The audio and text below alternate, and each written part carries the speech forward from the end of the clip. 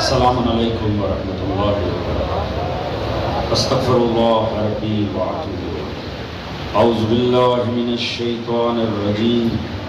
بسم اللہ الرحمن الرحیم۔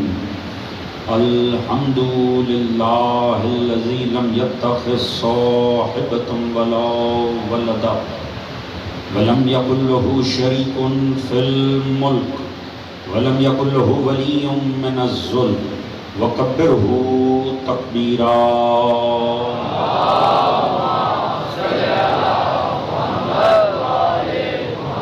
الصلاة والسلام على رسوله الكريم مكي المدني الأمي صاحب الوقار والسكينة المدفون بعرض المدينة أبي القاسم المصطفى محمد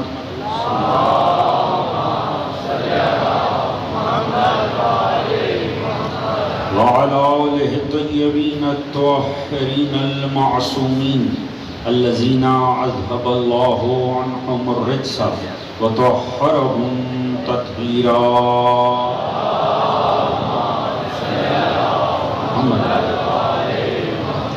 اما بعد فقد قال سبحانه بسم اللہ الرحمن الرحیم فاقم وجهك للدین حنیفا فطرۃ اللہ التي فطر الناس علیہ لا تبدیل لخلق اللہ ذلك دین القیم ولكن اکثر الناس لا يعلمون۔ صلوات محمد علیہ۔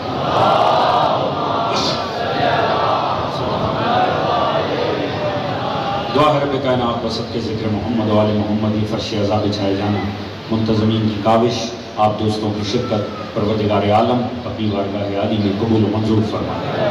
آل محمد کے مقدس ذکر کے صدقے میں پروردگار جو بھی نیک دلی شرعی حاجات دوستوں کے دلوں میں ہیں پروردگار قبول و منظور فرمائے، سوائے غم آل محمد کے کوئی غم عطا نہ فرمائے۔ پروردگار سبھی مومنین کے رزق، عزت، دولت، علم، فہم، شعور، صحت میں برکت عطا فرمائے، سبھی کے شرم، عزت، پردے، جان و مال کو محفوظ فرمائے۔ پروردگار امام زمانہ علیہ السلام کا ظہور جلد فرمائے، ہم سب کو معصوم کی سپاہ میں شمار فرمائے۔ پروردگار ہم نے دین و سیرت اہل بیت پڑھنے، سمجھنے، اپنی ذات اور گھرانے پہ نافذ کرنے کی توفیق عطا فرمائے۔ اس دین آل محمد کو، اس عشق و مودت و عزائے آل محمد کو تا صبح قیامت ہماری نسلوں میں جاری و ساری فرمائے۔ ہم سب کا خاتمہ بالحق بالخیر دین اہل بیت پہ قرار فرمائے، اور آخرت میں سبھی مرحومین سمیت ہم سب کو شفاعت محمد و آل محمد سے بہرہ مند فرمائے۔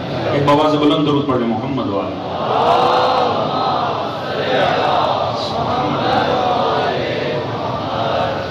اجازت ہے بات کا آغاز کیا ہے۔ حضرات سامعین، قرآن و فطرت کے عنوان پر یہ آج کی ہماری تیسری نشست ہے۔ جو مطالب گزشتہ دونوں ایام میں آپ کے سامنے پیش کیے، مجالس میں پیش کیے، یقیناً اس کا کوئی نہ کوئی خاکہ آپ کے ذہنوں میں محفوظ ہوگا۔ اب پتہ نہیں کتنا وقت ہمیں موسم سے ملتا ہے، میری کوشش ہوگی کہ اس وقت میں زیادہ سے زیادہ گفتگو کو آگے بڑھایا جا سکے۔ جہاں کل بات تمام ہوئی تھی، چونکہ قرآن کا دامن ہمارے ساتھ ہے اور قرآن ہی کے اندر رہ کر انشاءاللہ اس موضوع کو آگے بڑھنا ہے، عرض کیا تھا کہ پروردگار نے ہمیں اپنے بعض احسانات بتائے جو اس نے تخلیق کے ساتھ ہی ہم پر کیے۔ اول وہ واضح فرما رہا ہے کہ میں نے تمہیں فطرت پر ہی پیدا کیا، اور فطرت سے مراد ہے اس کی دین حق، یعنی ہر پیدا ہونے والا بچہ بنیادی طور پہ دیندار ہی پیدا ہو رہا۔ کل کی تقریر آپ کے ذہنوں میں ہوگی، اسی لیے میں نے عرض کیا تھا کہ اگر کسی کو کسی نے کافر ثابت کرنا ہے تو وہ کلمے نہ تلاش کرے، کیونکہ کلمے تلاش کرنا فضول ہے۔ جب ہر کوئی پیدا ہی مومن ہوا ہے، کلمہ وہ پڑھیں جو کافر ہوں۔ ضرور پڑھ لیجیے گا محمد و آل محمد۔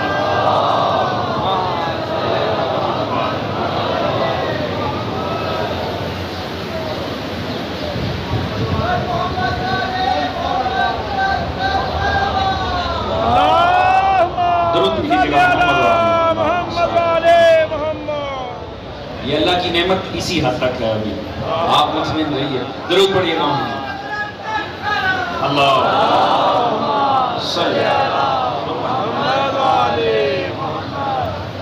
حضور مجالس کو تو کبھی گولیوں کی برسات میں نہیں روکا.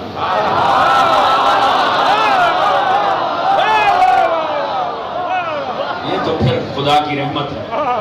بہرحال آپ مطمئن رہیے گا. اگر ہمیں زیادہ وقت نہ بھی فضائل کا ملا، میں مسائل میں چونکہ محرم الحرام میں کوئی کمی نہیں کروں گا انشاءاللہ آپ دوستوں. حضرات سامنے دیکھیے، پروردگار عالم نے واضح فرمایا کہ دیکھو میں نے تمہیں پیدا ہی مومن کیا، تمہیں فطرت پہ خلق کر. دیکھیں چلیے اب لطیف موسم ہے تو کسی لطیف بات سے آغاز کریں. خدا بڑا کریم ہے. وہ صرف احسان نہیں کرتا، وہ احسان در احسان کرتا. اس کا سب سے پہلا ہم پر احسان ہی یہ ہے وہ ہمیں نیستی سے ہستی میں لے آیا. یہ دیکھیے گا میں لطیف بات سے آغاز کر رہا ہوں اور وہ بات کر رہا ہوں جس میں سے ہر بات آپ کو خدا کا سجدہ کرنے پہ مجبور کرنا. سوچئے وہ نہ بھی خلق کرتا تو کیا ہوتا؟ کیا اس سے بڑی کوئی اس کی رحمت ہو سکتی ہے کہ اس نے ہمیں نعمت وجود عطا کیا؟ دیکھیے آج ہم اس وجود سے کتنا لطف اندوز ہو رہے ہیں علی علی کر کے.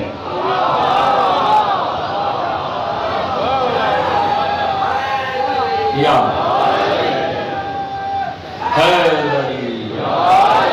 بھئی نہ بھی خلق کرتا تو ہم نے کیا کر لینا تھا؟ اس نے ہمیں ہستی میں لے کر آیا. یہ اس کا احسان ہے کہ نہیں؟ اچھا اب کمال یہ ہے کہ اگر وہ ہمیں، یہ تو اس کا احسان ہو گیا کہ ہمیں زندگی عطا کر دی، ہمیں ہستی میں لے آیا. مگر سوچئے اس کی تو اربوں مخلوقات ہیں. جوانوں جا کر تحقیق کریں، آپ حیران رہ جائیں گے. ان فضاؤں میں بھی اس کی مخلوقات رہتی ہیں. جتنی خشکی پہ مخلوق ہیں اس سے سینکڑوں گنا زیادہ سمندر میں اس کی مخلوقات ہیں. ان سب کا خالق کون ہے؟ اللہ.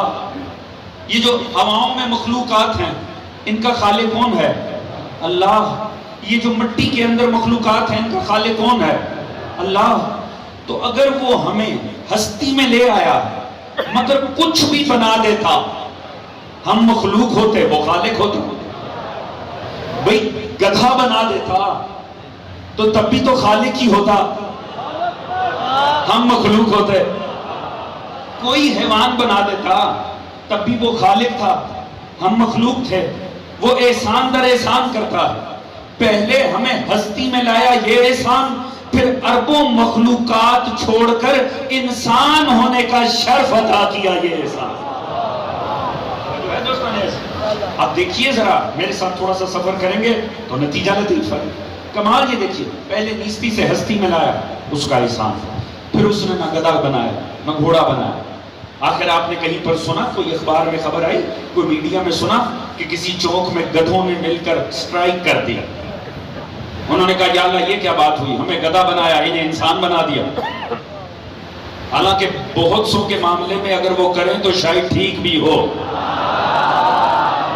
تو جو ہے دوستانے کوئی پروردگار نے خود فرمایا اولئک کالانعام بل ھم اضل، یہ حیوان ہیں ان سے بھی گئے گزرے. مگر کمال یہ دیکھیے، پہلے ہمیں وجود عطا کیا یہ اس کا احسان ہے، پھر انسان بنایا یہ اس کا احسان ہے. مگر سوچیں ٹھیک ہے وجود عطا کرتا، انسان بناتا، مگر سوچئے ابا جی کہاں جاب کرتے ہیں؟ پتہ چلا نمرود کی فوج میں. وہ جو ہے وہ جو فرعون کے سپاہی تھے کیا انسان نہیں تھے؟ انسان بھی تھے، مخلوق بھی تھے، اللہ نے وجود بھی بخشا تھا. تو احسان در احسان در احسان تھا. سوچئے ہو سکتا تھا نا ہم ہوتے مگر فرعون کے پیچھے کھڑے ہو کر پنکھا جھل رہے ہوتے، تب بھی بظاہر انسان ہوتے، اس کی مخلوق ہوتے، اس نے وجود بخشا ہوتا. مگر یہ وہ کریم ہے جو احسان در احسان در احسان در احسان کرتا ہے. پہلے وجود عطا کیا، پھر انسان بنایا، بعد میں اشرف المخلوقات ہو کر انسان بنایا، اور بعد میں ہر امت چھوڑ کے محمد مصطفیٰ کا امتی ہونے کا شرف بنایا. اللہ یا یہ میں وہاں سے بات کا آغاز کر رہا ہوں کہ جو پہلی سانس کے ساتھ اس کے احسان ہے. بات کا تو معاملہ ہی چھوڑ دیں، جتنا رزق ہم کھا چکے ہیں، جتنا زمین پہ چل چکے ہیں، جتنی سانسیں لے چکے ہیں، یہ تو پھر چھوڑ دیجئے. میں تو پہلی سانس والے احسان بتا رہا ہوں کہ وجود عطا کیا ہے، انسان ہونے کا شرف عطا کیا ہے، مصطفیٰ کا امتی بنایا ہے. جوانوں تھک نہیں گئے، ساتھ ہیں تو اللہ احسان در احسان در احسان در احسان کرتا ہے. ہو سکتا ہے ہوتے مصطفیٰ کے امتی، بظاہر مسلمان، انسان، وجود، اور ہوتے کہاں پہ؟ ہو سکتا ہے ماضی کے کسی حکمران کی فوج میں ہوتے. توجہ ہے دوستان عزیز، میں بہرحال آپ کی عقول پر اعتماد کرتے ہوئے بات عرض کرتا ہوں. بھئی سوچئے نا، اگر کہیں جمل میں کسی اونٹ کی دم پکڑ کے چل رہے ہوتے تو تب بھی مسلمان ہوتے، بظاہر انسان ہوتے. یہ اس کا احسان ہے، وہ احسان در احسان در. پہلے وجود میں لایا، انسان بنایا، ہر امت چھوڑ کر مصطفیٰ کا امتی بنایا. پھر ہر غیرے کے پیچھے نہیں لگایا، بلکہ علی کے غلام کو باپ بنا دیا، زہرا کی کنیز کو ماں بنا دیا.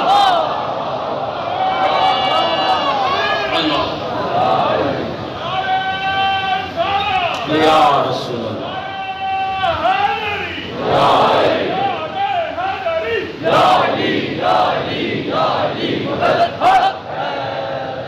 توجہ ہے دوستان عزیز. سوچئے ایک ایک بات ایسی ہے جس پہ ہمارا سر سجدے میں چلے جانا چاہیے. یہ پہلی سانس کے ساتھ احسان ہے.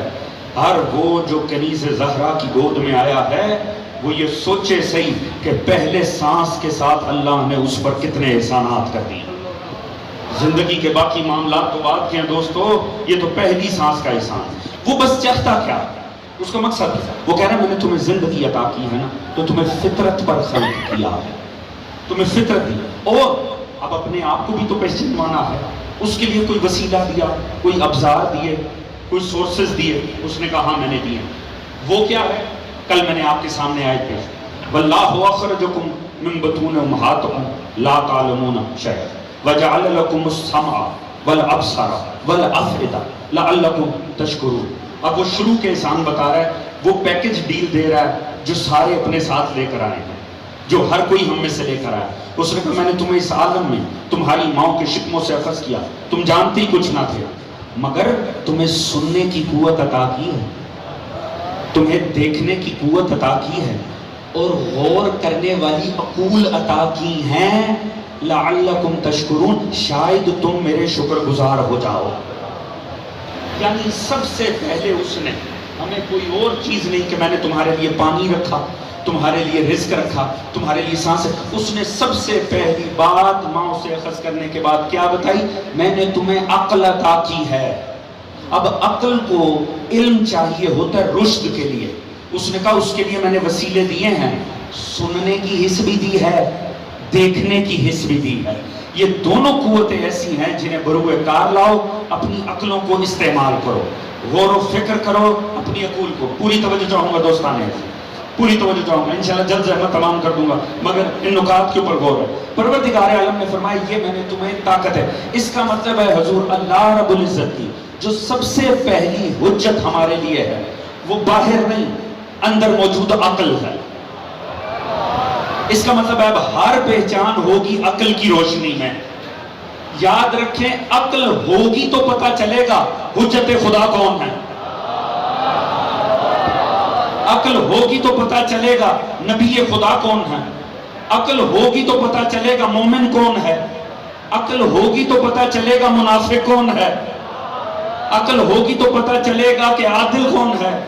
عقل ہوگی تو پتہ چلے گا کہ ظالم کون ہے. جب عقل ہی نہیں ہوگی تو پھر تو انسان یہی کہے گا کچھ فرق نہیں ان چاروں میں.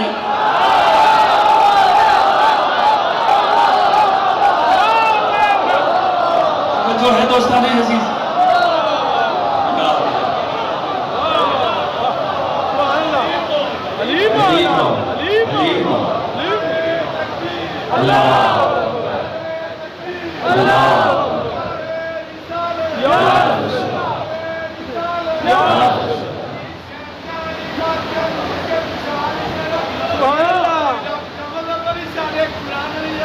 کیا کہ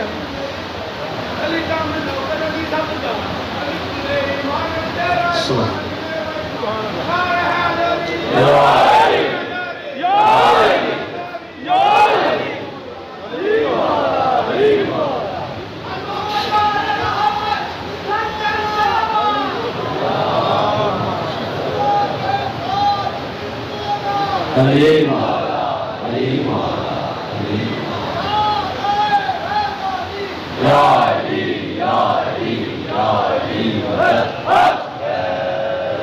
توجہ ہے نا دوستان عزیز؟ یاد رکھیں دین آپ سے چاہتا ہی عقلوں کو استعمال کریں. یاد رکھیں جتنے مرضی خوبصورت الفاظ میں سجا کے جملوں میں سجا کے اگر کہیں کسی ممبر کسی سٹیج کسی بارگاہ سے عقل کی نفی ہونا سمجھ لیں وہاں دین نہیں. دین چلتا ہی عقل کی روشنی میں. دین ہے ہی اہل عقل کے لیے. یہی وجہ ہے آپ کی شریعت میں جسے اللہ عقل نہ دینا اسے تکلیف شرعی بھی نہیں دیتا. اللہ اس سے ڈیمانڈ ہی کوئی نہیں کرتا. وہ ایک چھوڑو ہزار خدا مانے, وہ مصطفیٰ چھوڑ جس مرضی کو نبی مانے, وہ علی چھوڑ جس مرضی کو تسلیم کرے. اگر عقل نہیں ہے تو پھر کوئی کسی قسم کا پروردگار کی طرف سے ذمہ داری ہے. لہذا عقل اب بڑی بدقسمتی ہوگی, اب اتنا جوان بیٹھا ہے, بہرحال پیغام ہے, میں طالب علم ہوں اور میری کچھ ذمہ داری ہے. اگر آپ کو یہی کہا جائے, بعض ہوتے ہیں ہمیں جملے نا ان کی بناوٹ لطیف ہوتی ہے, وہ سننے میں اچھے لگتے ہیں, مگر صرف اس بات پر داد نہیں ملنی چاہیے کہ جملہ بندی اچھی ہے, اس میں غور بھی کرنا چاہیے پیچھے بات کیا ہو رہا ہے. بدقسمتی دیکھیں, قرآن کہہ رہے ہیں میں تمہیں عقل دی ہے, عقل کو استعمال کرو تمہیں حق ملے گا. اب اگر یہی کہہ دیا جائے کہ مانو سوچو نا, کم از کم بالیدہ فکر افراد میرا ساتھ ضرور دیں گا. اگر یہ کہہ دیا جائے کہ صاحب سوچنا نہیں ہے ماننا ہے, اب بظاہر یہ جملہ دیکھنے میں بڑا حسین سا لگتا ہے کہ شاید یہ بہت زیادہ الفت و محبت کی بات ہو رہی ہے کہ بس آنکھیں بند کر کے. نہیں دوست, یہ آپ کو کس نے کہا کہ سوچے بغیر ماننا ہے؟ یاد رکھے دنیا نے علی چھوڑ جسے بھی مانا ہے عقل پر مٹی پڑ گئی تھی اسی لیے تو مانا ہے. بغیر سوچے ماننا ہے تو کسی اور در پہ جائیے. اور اس جملے میں اس ہستی کی عظمت نہیں ہے جسے ماننے کی دعوت دی جا رہی ہے. آپ اپنے میں سے کسی معزز سے کہیں میں آپ کی عزت کرتا ہوں, میں آپ کو بہت تسلیم کرتا ہوں اس لیے کہ میں آپ کے بارے سوچتا ہی نہیں. جوان بات پہنچ رہی ہے نا دوستوں, خدا شاہد ہے وہ آپ کی بات سے خوش نہیں ہوں گے. وہ آپ کی بات یاد رکھیے, اگر عقل بند کر کے ماننا ہے تو بتوں کو مانا جائے. توجہ ہے جی؟ یہ کہنے والا خود بے اعتماد ہے. کیوں؟ اس کی اس بات کا مطلب کیا ہے؟ سوچو نا مانو. اس کا مطلب ہے اسے ڈر ہے کہ اگر سوچا تو پھر مانا نہ جا سکے گا. توجہ ہے دوستان عزیز؟ اسے لگتا ہے سوچا تو مانا نہ جائے گا. دوستو یاد رکھو, اگر عقل کی روشنی میں آگے بڑھے عقل سوائے مرتضیٰ کے کسی در پہ لے جائے گی. توجہ ہے دوستان عزیز؟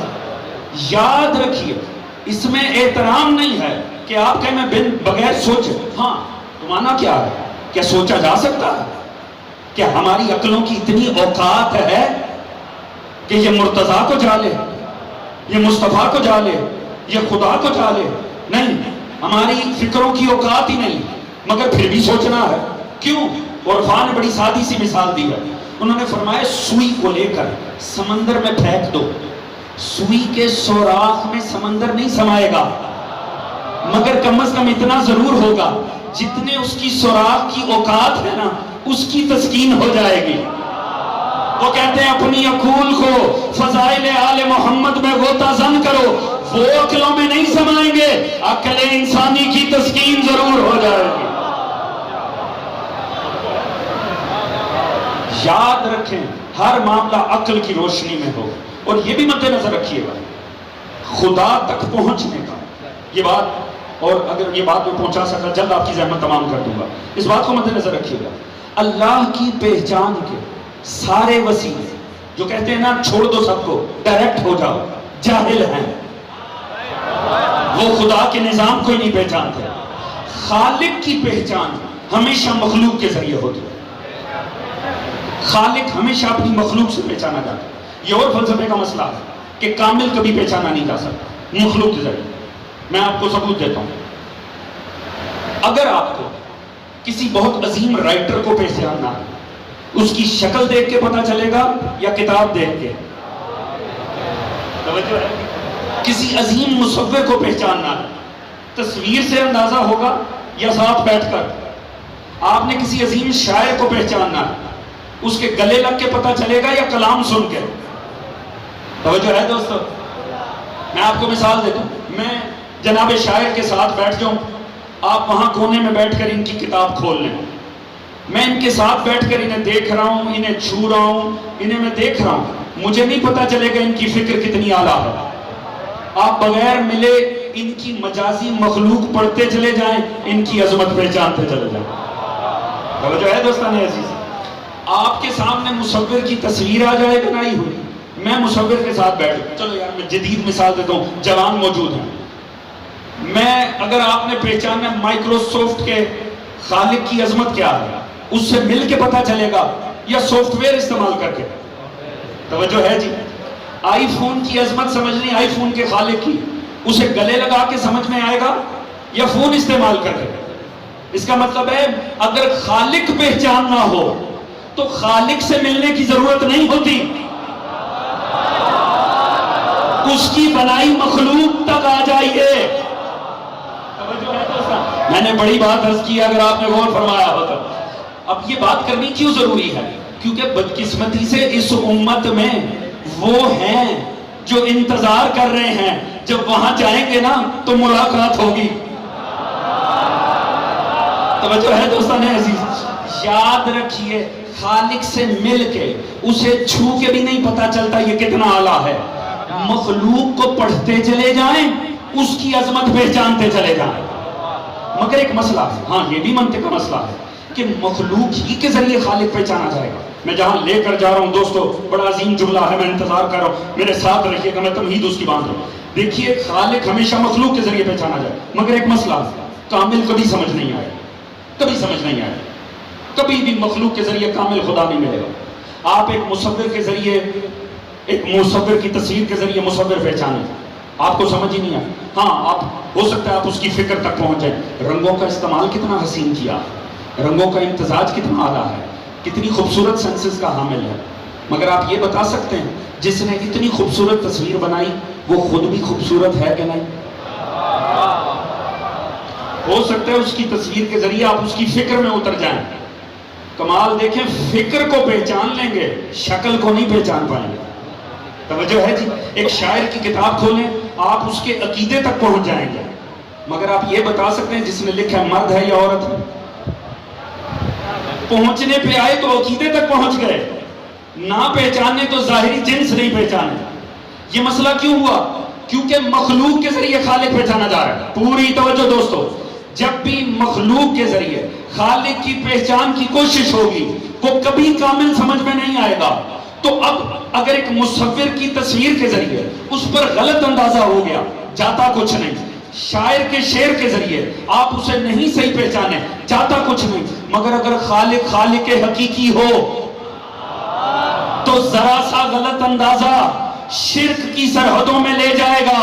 تو اب لازم تھا نا خالق حق کے لیے کوئی تو ایسی کامل مخلوق بنائے جسے دیکھ کر اس پہ اندازہ نہ جائے، جسے دیکھ کر اس پر یقین ہو جائے. یعنی وہ مخلوق مسکرائے تو پتا چلے خالق راضی ہو رہا ہے، وہ ناراض ہو تو پتا چلے خالق ناراض ہو رہا ہے. ایسی کامل مخلوق جو اس نے بنائی انہیں آل محمد کہتے ہیں.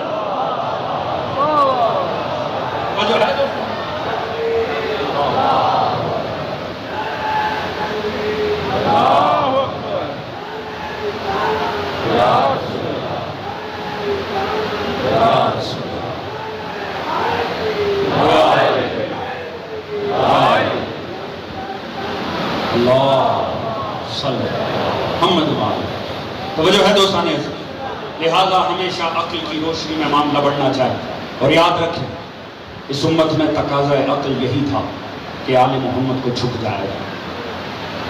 مگر بدقسمتی اور شیطنت کہ جہالت اس امت کو اس حد تک ذلت پر لے آئی کہ اس امت کی تلواریں آل محمد کے کلیجوں تک آ گئی. دوستو آج 3 محرم ہے. اللہ جانے پچھلے سال کتنے دوست یہی بیٹھے ہوں گے جو ان سال میں. اللہ ہی بہتر جانتا ہے اگلا سال ہم میں سے کس کس کو نصیب ہے. آئیے ان بادلوں کے مقابلے میں آنسو بہاتے ہیں. جیسے آسمان رو رہا ہے حسین کو، آئیے آج ہم بھی روئیں حسین ابن علی. آج جس مصائب کا مجھے حکم ہے نا، یہ بڑا مظلوم ہے خدا کی قسم. یہ ہے سفیر حسین، اور صرف سفیر حسین نہیں، اس کے 2 ننھے شہزادے. یہ وہ شہادت ہے جو کربلا کا مقدمہ بنی ہے. انی ارسلت علیکم اخی وابن عمی وثقتی من اہل بیتی. وہ جسے امانت بنا کر دیا تھا نا حسین نے، دنیا نے اس امانت کو پامال کر دیا. دوستان عزیز، چونکہ یہ مقدمہ تھے نا شہادت حسین کا اور کربلا والوں کی شہادتوں کا، ان کے ساتھ وہ سب کچھ ہوا جو کربلا والوں کے ساتھ ہوا. کربلا میں 2 طرح کے غریب ہیں. ایک وہ ہیں جو قتل کر دیے گئے، انہیں نیزے مارے گئے، انہیں تلواریں ماری گئیں، انہیں برچھیاں ماری گئیں. اور پھر کچھ وہ مظلوم تھے جنہیں مارا نہیں گیا، انہیں شام کے ہر چوک میں مارا گیا. انہیں تازیانے مارے گئے، انہیں تماچے مارے گئے، انہیں قید کیا گیا. مسلم وہ غریب ہے جو دونوں کا مقدمہ بنا. یہ قید بھی ہوا، اسے تماچے بھی مارے گئے، اسے تازیانے بھی مارے گئے، انہیں تلواریں بھی ماری گئیں، انہیں نیزے بھی مارے گئے. مسلم نے ہر وہ زخم برداشت کیا ہے جو آل محمد کے مظلوموں نے برداشت کیا. وہ پیاسے رہے تو یہ بھی پیاسے رہے. یہی وجہ ہے دوستان عزیز، جب مسلم تنہا ہوئے نا، میں بڑی جلدی کوشش ہوگی جلد سے جلد میں شہزادوں کے مسائل پر آ جاؤں. جب مسلم تنہا پڑ گئے نا، توا نامی عورت کے گھر میں ہے، باہر آ کر محاصرہ ہو گیا. اب فوج اندر داخل ہوتی یا مسلم باہر جاتے، ایک ہی بات ممکن تھی. مسلم نے زرہ پہنی، وہ مومنہ روکتی رہ گئی. مسلم نے کہا میری غیرت ہی برداشت نہیں کرتی. جس گھر میں کوئی مومنہ ہو اس گھر میں لشکر آ جائے. میں کہتا ہوں مسلم اچھا ہوا آپ کوفے میں مارے گئے. کہیں یہ نہ ہوتا کہ شام غریبہ میں آپ سید سجاد کی طرح کسی خیمے میں موجود ہوتے. آپ نے توبہ کا پردہ برباد ہونا برداشت نہیں کیا. اللہ جانے جب زینب کی چادر کو نیزے سے اتارا. اجرکم اللہ، یہ کہا کہ آل محمد کو رونے کا. ان آنکھوں کو بلند کیجئے. اللہ جانے اگلا سال ہم میں سے کسے نصیب ہے کسے نصیب ہے. دوستو، جناب مسلم کو دھوکے سے گرفتار کیا گیا. جب لائے ہیں نا دارالعمارہ کے ساتھ، ایک مرتبہ پشت لگا کر کھڑا کیا. لہو ہے کہ سارا جاری ہے. ایک مرتبہ جناب مسلم نے پانی مانگا. ہے نا شہادت حسین کا مقدمہ. پانی کا پیالہ لا کر دیا گیا. کسی کو حیا آئی، اس نے پانی دیا. جیسے لبوں کے پاس آیا، کٹے ہوئے لب تھے، لہو پانی میں داخل ہو گیا. پھر سے جھٹک دیا. دوسرا پیالہ آیا، اس میں بھی لہو شامل ہوا. جب تیسرے میں شامل ہوا نا، مسلم طرف کے کہتے ہیں مجھے لگتا ہے میرے مقدر میں پانی نہیں. میں کہتا ہوں مسلم آپ ہیں کربلا والے شہیدوں کا مقدمہ، اور اللہ نے لکھا ان میں سے کسی کو پانی نصیب نہیں ہے. یہاں داخل دربار ہوئے، امیر بدبخت کو سلام نہیں کیا. وہ لین غصے میں آئے، ہمارے امیر کو سلام نہیں کیا. کہا میرا تو امیر حسین ہے. اس لین نے کہا گردن جدا کر دو. ایک مرتبہ ظالم نے بالوں سے پکڑا مسلم کو. جب لے کے دارالعمارہ کی سیڑھیوں پر آئے نا، ادھر اس نے سیڑھیاں طے کرنی شروع کی. وہاں جس منزل پر تھے حسین، جناب عباس نے چہرہ حسین دیکھا راہوار پہ بیٹھے ہیں مگر چہرہ منقلب ہوتا چلا جا رہا ہے.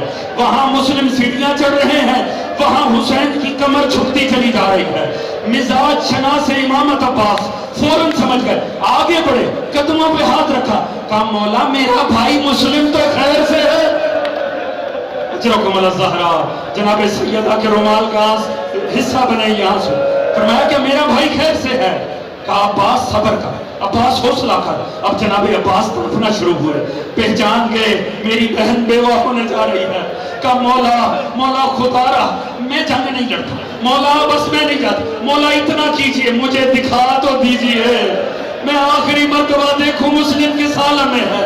میرے مولا نے کانپتے ہوئے ہاتھ بلند کیا، کہا عباس دونوں انگلیوں کے درمیان دیکھ. جیسے ہی دیکھا تڑپ اٹھے جناب عباس، کہا مولا جنگ نہیں لڑتا، اجازت امامت سے مجھے کوفہ پہنچائیے.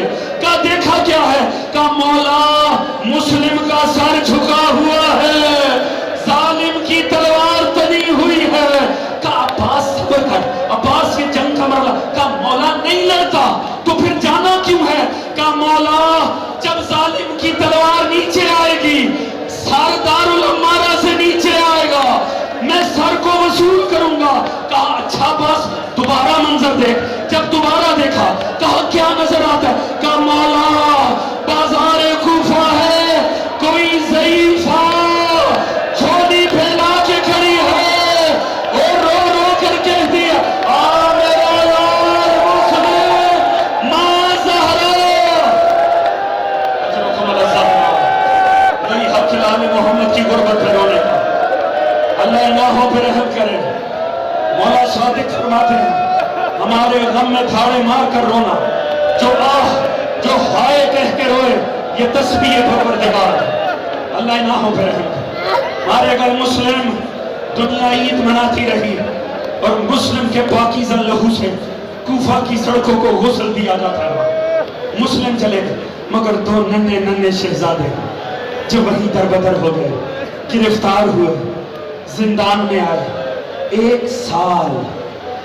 دوستو یہاں اولاد والے بیٹھے ہیں، مجھے ایمان سے بتانا 7-8 سال کا بچہ، 7-8 سال کا بچہ اگر مرضی کے بغیر گھر میں بھی کسی کمرے میں بند کر دو نا، وہ زور زور سے دروازے کو بجائے گا.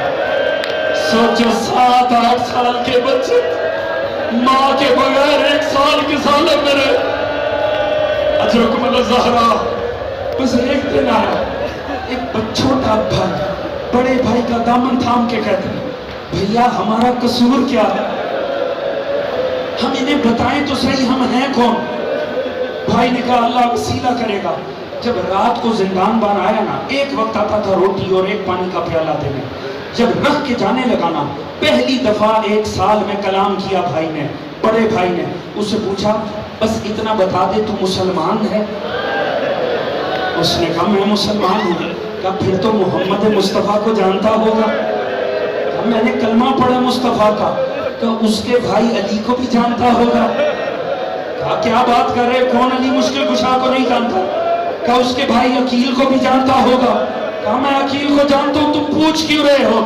کہا ہمیں جانتے ہیں، عقیل کے پوتے ہیں، علی کے نواسے ہیں. قدموں میں گر گیا، ہائے آل محمد کی اولاد،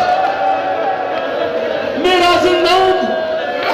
طرف اٹھ، شہزادوں مجھے معاف کر دو، میں تمہیں پہچانتا نہیں تھا. کہا معاف کیا، بس اتنا کر، بس اتنا کر، ہمیں رہائی دے. اس نے کہا مجھ میں ہمت نہیں میں تمہیں مدینے پہنچا سکوں. انہوں نے یہ بھی نہیں بتایا تمہارے ماموں کے ساتھ ہوا کیا، یہ بھی نہیں بتایا تمہارے بابا کے ساتھ ہوا کیا. یہ 1 سال سے انہیں پتہ ہی کچھ نہیں ہمارے بڑوں کے ساتھ بیت کیا گئی ہے. یہ اسی امید میں جیتے رہے ابھی ماموں عباس آئے گا چھڑا لے گا، ابھی ماموں حسین آئے گا بچا لے گا، یہ اسی امید میں. کہا اچھا میں اتنا کرتا ہوں، دروازہ رات کو کھول دوں گا، تمہیں راستہ بتا دو، تم فلاں جگہ پہ باہر چلے جاؤ، وہاں سے قافلے مدینے کو جاتے ہیں، کسی قافلے میں شامل ہو جاؤ، آگے تمہارا مقدر. اس نے رات کو دروازہ کھول دیا. دونوں بھائی اندھیرے میں اندھیرے ٹٹولتے ہوئے جیسے اس نے بتایا تھا ساری رات چلتے رہے، ساری رات چلتے رہے. یہاں صبح کی پہلی کرن نازل ہوئی. یہ دیکھ کے بچوں کے ننھے ننھے دل پھٹ گئے. دیکھا جہاں سے چلے تھے وہیں کھڑے تھے. مسلمانوں کا اتنا ڈر دل میں تھا، ایک درخت پہ چھپ گئے، درخت کے نیچے پانی تھا. وہاں بیوی آئی کس کی؟ حارث ملعون کی. دل میں اس کے ایمان تھا، یہ پانی بھرنے آئی، اس نے ڈول ڈالا، دیکھا 2 ننھے ننھے چاند پانی میں دکھائی دے رہے. اتنے حسین تھے رقیہ کے چاند. اب پرسا دینا لاہور علی سید زادی کو، اب پرسا دینے کا وقت آ رہا اس بیوی کو. اتنے حسین تھے دونوں چاند. تڑپ اٹھی، ایک جملہ زبان سے نکلا، کہا اللہ جانے کس ماں کی گود اجڑی ہے. ایک مرتبہ اتارا، گلے سے لگا کہ بچوں کون ہو، یہاں کے نہیں لگتے، تعارف ہوا، تڑپ اٹھی کنیز زہرا، گلے سے لگایا۔ اللہ جانے بچے کتنا ترسے ہوئے تھے ماں کے پیار کے لیے، ایک مرتبہ تڑپ کے گلے لگے۔ یہ گھر لے، اس نے نہلایا، اس نے لباس بدلا، کھانا کھلایا۔ 1 سال بعد ماں کا پیار ملا، بچوں کو ایک کمرے میں سلایا، سکون سے سو گئے۔ بچے سوئے، رات کو ہارے سے ملون آیا، نشے میں دھوتا لئین۔ جب یہ گھر آیا نا، زوجہ نے پوچھا لئین تو کہاں تھا؟ اس نے کہا ظلم ہو گیا ہے، وہ جو 2 بچے نہیں تھے قیدی، وہ زندان توڑ کے باہر چلے گئے۔ حکمران نے اعلان کیا جو بھی انہیں لے کر آئے گا میں انعام دوں گا۔ سارا دن تلاش کیا ہے، مومنہ کا کلیجہ ہاتھ میں آ گیا کہ ظالم یہ ظلم نہ کریں، قیامت کے دن میں زہرا سے شرمندہ ہو جائے۔ خدا را محمد مصطفیٰ کا حیا تھا، وہ آل محمد کے بچے ہیں، اس نے کہا مجھے انعام چاہیے۔ وہاں بچے سو رہے تھے، رات کو خواب میں ایک مرتبہ نانا علی آ گئے، بابا مسلم آ گیا، کہا بچوں صبر کرو، تھوڑی دیر رہ گئی ہے، میرے پاس آنے والے ہو۔ جیسے چھوٹے کے خواب میں آئے، تڑپ کے بچہ کھڑا ہوا، بابا بابا کہنے لگا۔ یہاں اس کی صدا بلند ہوئی، وہاں حارث نے سنی، ایک مرتبہ کھڑا ہوا، چراغ پکڑا، چلا، یہ میرے گھر سے بچوں کی آواز کیسے آ رہی ہے؟ زوجہ نے کوشش کی روک لے، اس نے زوجہ کو پیچھے دھکیلا، ایک مرتبہ وہ دروازہ کھولا، اندھیرے میں ہاتھ ٹٹول رہا تھا کہ ایک مرتبہ ہاتھ رقیہ کے چاند کے بالوں میں آ گیا۔ اس ظالم نے گھسیٹتا ہوا باہر لے کر آیا، دیکھا یہ تو وہی ہے، یہاں تماچے مارنے شروع کیے، وہاں زوجہ نے روکنا شروع کیا۔ ساری رات ستون سے باندھ کر ظالم ظلم کرتا رہا۔ صبح تلوار لی، بس میں زحمت تمام کر رہا ہوں، تلوار لی، ایک مرتبہ دریا کی جانب جانا شروع ہوا۔ زوجہ بھی ساتھ ہے، غلام بھی ساتھ ہے، بیٹا بھی ساتھ ہے۔ جب من دریا پر پہنچا، بیٹے نے منع کیا، اسے بھی زخمی کیا، غلام نے روکا، اسے قتل کیا، زوجہ آگے بڑھی، اسے زخمی کیا۔ دونوں بچوں سے کہا مرنے کی تیاری کرو۔ علی ابن ابی طالب کے نواسے تھے، کہا بس 2 رکعت نماز پڑھنے کی اجازت ہے۔ یہ ہے علی والے، ایک مرتبہ نماز پہ کھڑے ہوئے، مختصر نماز پڑھی، اب جو اس کے بعد دعا مانگی، خدا کی قسم عرش دہلا دیا بچوں نے، کہا یا اللہ ہمارے اور اس ظالم میں فیصلہ ضرور کرنا، یا اللہ تجھے ہمارے خون ناحق کا واسطہ۔ اب اس لعین نے جیسے کوشش کی تلوار چلائے، عجیب غربت ہے، چھوٹے کو مارنا چاہتا ہے، بڑا سامنے آ جاتا ہے، بڑے کو مارتا ہے، چھوٹا سامنے آتا ہے۔ اللہ جانے کتنی دیر لگی گردنیں جدا کرنے پہ، اس نے گردنیں جدا کی، بچوں کے جسم اٹھا کے پانی میں بہا، دونوں سروں کو بورے میں ڈالا، ایک مرتبہ تھیلے میں ڈالا، یہ دربار میں آیا۔ آپ جانتے ہیں دربار کس کا ہے؟ بسر زیاد جیسے لعین تھا، مگر خدا کی قسم اتنے حسین تھے رقیہ کے چاند کہ جب اس نے تھیلے سے 2 سر نکالے، روایت کے الفاظ ہیں شکی وہ اہل اشکیا ایک مرتبہ تڑپ کے رونے لگے۔ بسر زیاد نے کہا ظالم تجھے ان بچوں کی معصومیت پر رحم نہیں ہے؟ اس نے کہا حاکم تو نے اعلان کیا تھا انعام کا، مجھے انعام دے۔ اس نے کہا بتا ان بچوں نے کوئی بات کی تھی، انہوں نے تجھے واسطے دیے تھے؟ کہا محمد کا واسطہ دیا، علی کا واسطہ دیا، زہرا کا واسطہ دیا۔ کہا اور کیا کہا؟ کہا ایک بات کی تھی، یا اللہ اس لعین میں اور ہم میں انصاف کر دینا۔ کہا پھر انصاف ہوا، نادر اسے لے جا، وہیں جا کے گردن اڑا جہاں بچوں کی گردن جدا کی ہے۔ نادر کے دل میں ایمان تھا، اس نے اس لعین کو بالوں سے پکڑا، یہ کہہ کے چلا کوفہ والو یہ وہ لعین ہے جس نے آل محمد کے بچوں پہ رحم نہیں کیا۔ سارے کوفی نفرین کرتے ہوئے ساتھ چلے، آخری منظر اور کلیجے تھام کے آخری منظر سنا۔ جب پہنچے نا دریا کے کنارے، ایک عجیب منظر تھا، دیکھا ننھے بچوں کی قتل گاہ سجی ہوئی تھی، جگہ جگہ مظلوم لہو پھیلا ہوا تھا۔ ایسے میں دیکھا کچھ گڑھے ہیں جن میں لہو بھرا ہوا ہے۔ کسی نے پوچھا ظالم کیا تو بچے دفنانا چاہتا تھا؟ تو اپنا جرم چھپانا چاہتا تھا؟ اس نے کہا میں نے جرم چھپانے کی کوشش نہیں کی۔ کہا پھر یہ گڑھے کیسے ہیں؟ کہا جب میں ذبح کر رہا